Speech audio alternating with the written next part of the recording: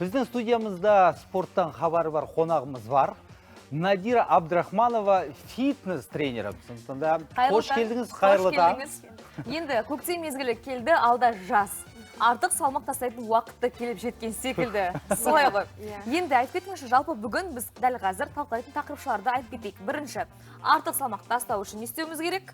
Сонымен қатар денедегі ісіктерді, яғни артық суларды қалай құтыламыз олардан? Сол жайында кеңінен айтып кетсек. Және де құрметті көрермен, біз жай ғана жаттығуды жасап қана қоймаймыз, сонымен қатар пайдалы смузи сусындарын жасаймыз. Енді сіздер жаттығу жасай беріңіздер. Мен барып смузидің заттарын дайындай берейін. Ендеше сәттілік. Дастан мырзаны қинаңыз. Бүйтіп лақтыруға болмайды негізі. Бүгін енді таңғы жаттығу болғаннан кейін біз буындарды қыздырудан бастайық. Тамаша. Мойнымызды оңға, солға, артқа, алдыға 10 рет жасаймыз.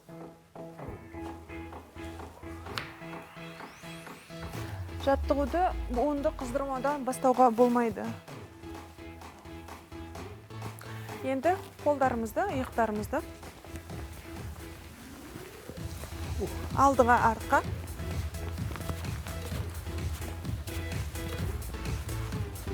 Буындарды қыздырмай бастаған жаттығулар ауру алып келуі мүмкін. Дұрыс айтасыз. Өз басым білемен оны.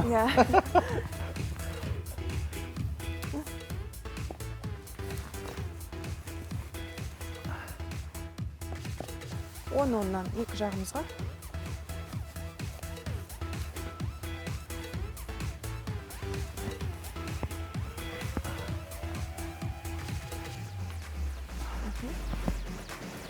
Дастан дұрыстап жасаңыз. Жасап атыр қаржа. Енді приседание жасайық. 15-20 рет.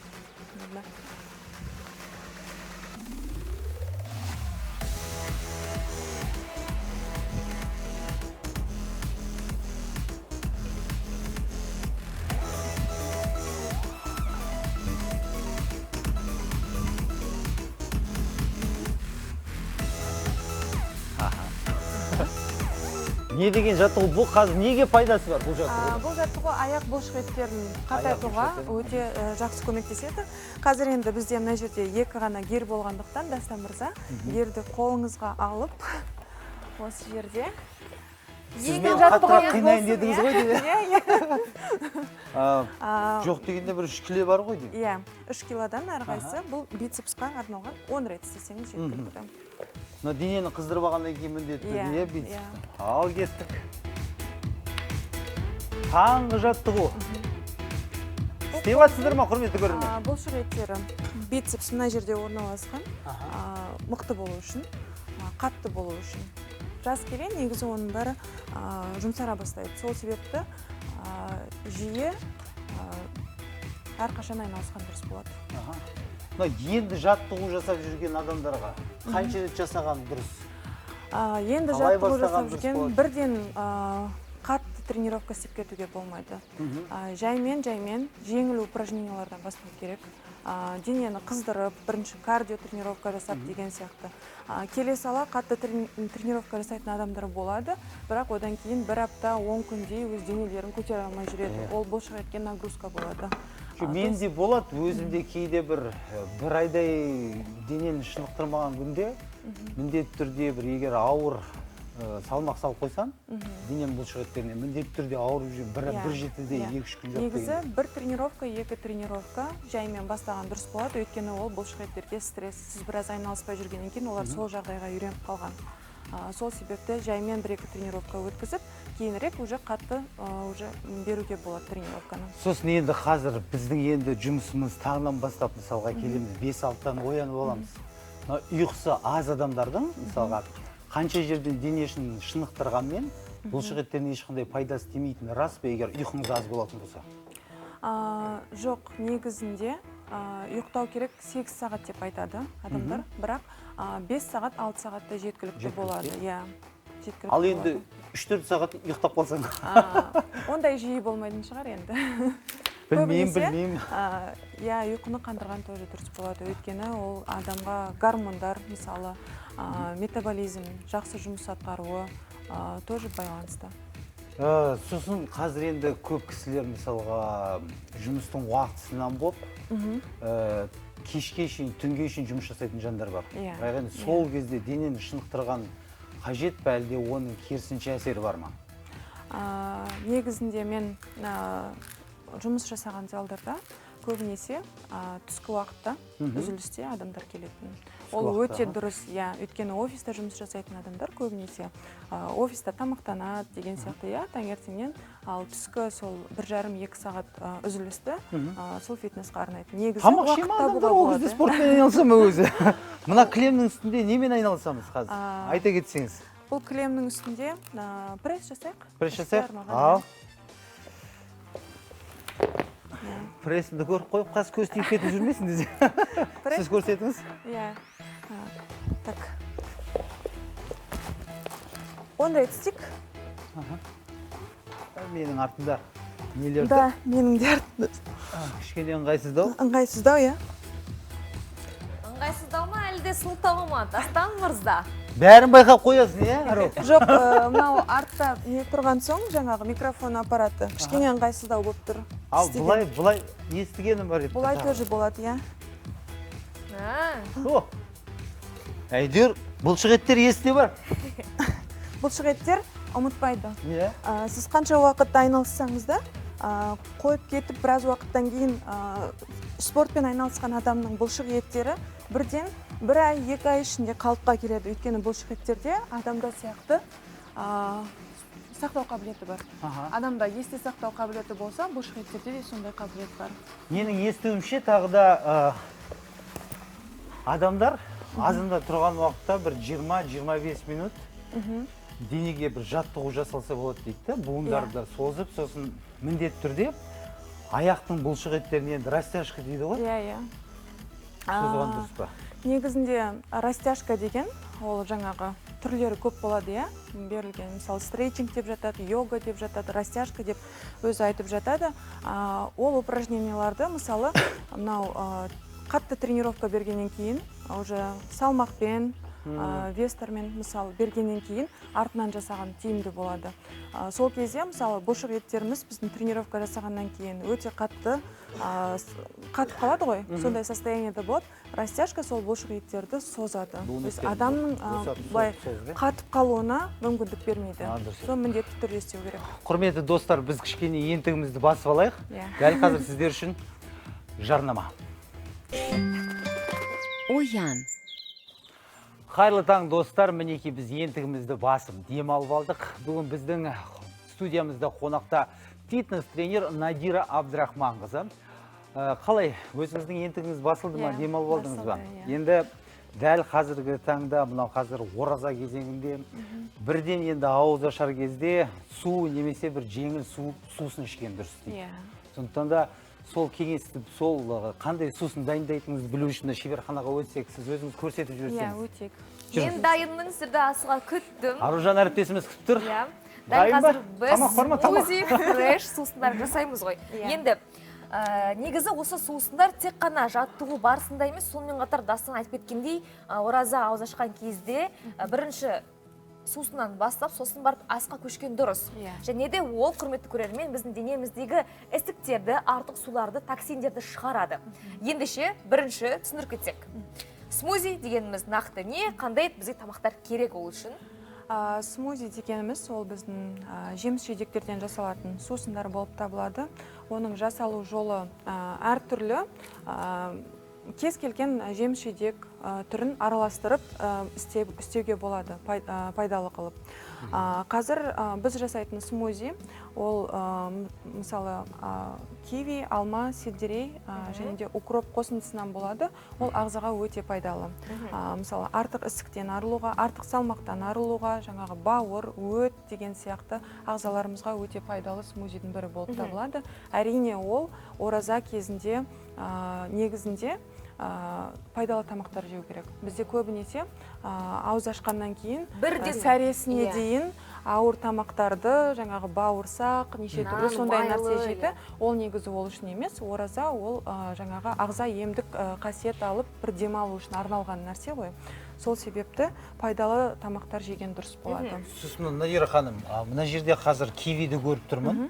Алма мысалға аш қарынға мына қазір бұл жерде енді қышқылы көп қой мына жеміс жидектер. Сондықтан да асқазанға зияны болмай ма екен? Асқазанға зияны жоқ. Неліктен?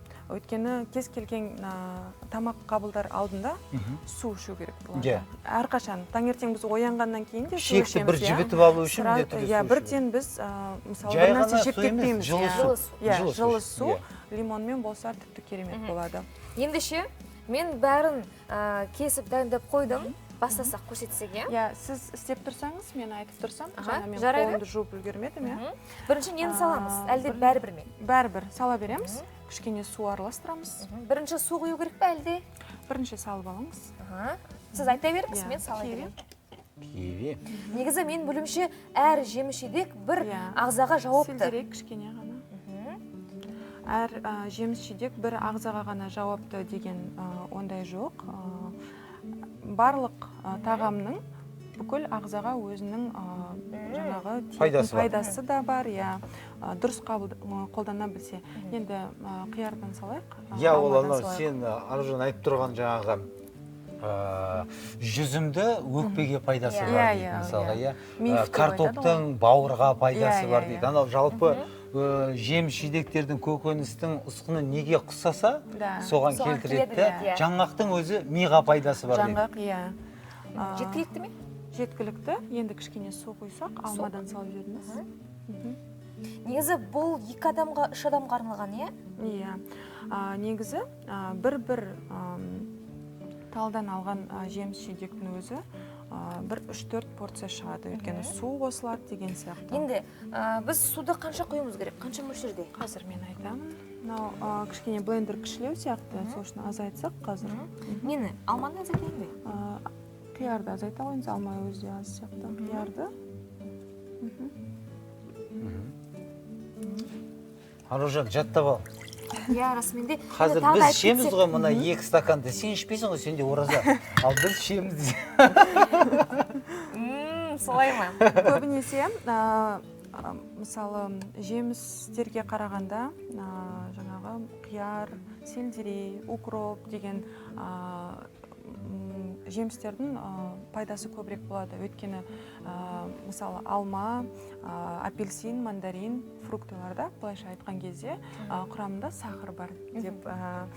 Сол себепті күніге 1-2 жеміс қана жеуге болады. Көбінесе қияр, сельдерей, помидор деген сияқты өнімдерді пайдаланса. Күніне 2-ақ қана жеміс жеуге? Иә, жемістің өйткені аса қатты пайдасы жоқ. Мысалы, алма, мандарин, апельсин. Көбінесе осы қияр, помидор, укроп, сондай өнімдерді пайдаланған дұрыс болады. Ол клетчатка болады. Түнде менің азамда, менің бойымда бір аш адам оянады, сосын холодильникті ашамын да, тоқтамастан бәрін жеп тастауым мүмкін. Сондықтан да қазір келіншегім маған міндетті түрде осындай жеміс жидектер, көкөністер үйге әкеп қойған. Негізі қазір сіздің әңгімеңізді естіп кішкене мұңайып тұрмын, ешқандай пайдасы болмаса не үшін жеп жүрмін деп. Ол мысалы ауыр тамақ жегеннен пайдалы. Көбінесе сіз холодильникте тұрған мысалы колбаса, сыр, анау-мынауды жей бергенше, одан да соны жеген дұрыс. Енді қазір деген суды қойдым, мөлшері дұрыс қой, иә? Жеткілікті? Иә, жеткілікті. Жетпесе ашып құюға болады. Басып жап. Үстін басу керек пе? Жасай беріңіз. Аның қазір дәмі қалай болады екен? Яр қосылды, сельдерей қосылды, киви, алма қосылды. Жасай беріңіз, жасай беріңіз. Дәмі негізінде, сельдерейдің дәмі аса қатты тәтті дәм бермейді, бірақ бұның пайдасы зор. Қант салуға болмайды, бал салуға болмайды. Әлде бал қосуға болады. Балға аллергиясы жоқ, тәтті кішкене дәмі болғанын қаласа, бал салуға болады. Бірақ қант, басқа да қоспаларды негізі онша салыңыздар деп айта алмаймын. Балаларға бола ма беруге? Әрине, міндетті түрде негізі балаларды кішкентай кезден осындай сусындар ішіп үйреткен дұрыс. Чем газды сусындар, магазиндағы соктарды ішкенше. Жарайды, мен қазір онда... Аружан, тездете қойшы, ішкім кеп тұр ананы. қалай болатын көрейік қазір дәмін.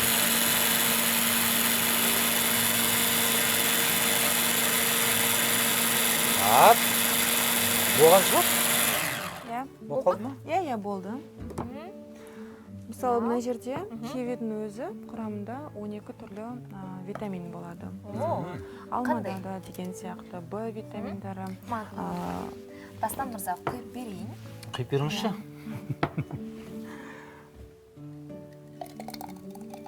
Смузиді кез келген, мысалы, бұл жерде белгілі бір дайындау жолы, онда ережелер жоқ. Кез келген өзіне ұнайтын жеміс-жидек түрлерінен жасаса болады. Ет жеп жүрген қазаққа негізі мынандай көкөніс ішкен бір түрлі екен. Қалай Дастан? Қазір?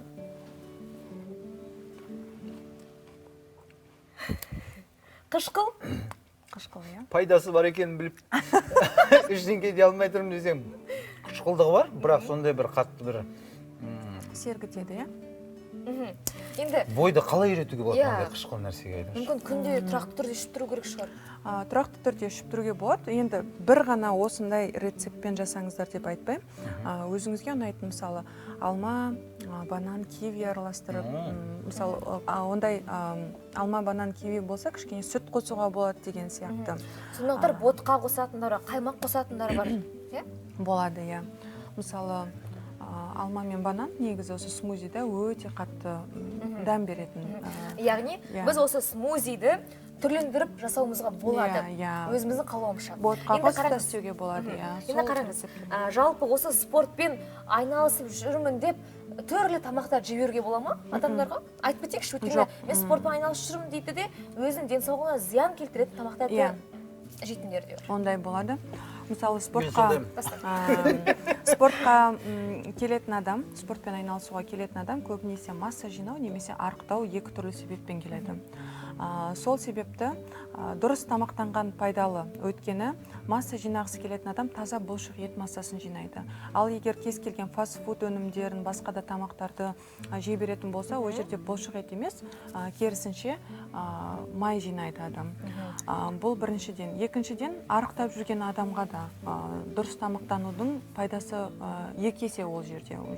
Өйткені салмақ тастау және де таза бұлшық ет өзіне жинау мүмкіншіліктері бар. Сол себепті спортпен айналысып жүрген адам, ол мен калория кетіріп жатырмын деп кез келген тамақты жей беруге болмайды. Біріншіден өз денсаулығы үшін. Түсінікті. Енді қорытынды бір сұрақ, бұл күніне бір стақан ішуге болу керек, иә? Оның мөлшері бір стақан болу керек қой күніне.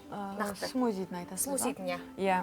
Көбінесе адамдар тез арықтаймын, детокс, очищение деп, мысалы, тек смузи ішіп бір күн ғана емес, бір апта, 10 күн тамақтану мүмкін, ол ағзаға өте зиян. Аптасына бір рет сондай күн арнауға болады, тек қана смузи жасап, өзінің ағзасын тазалайтын.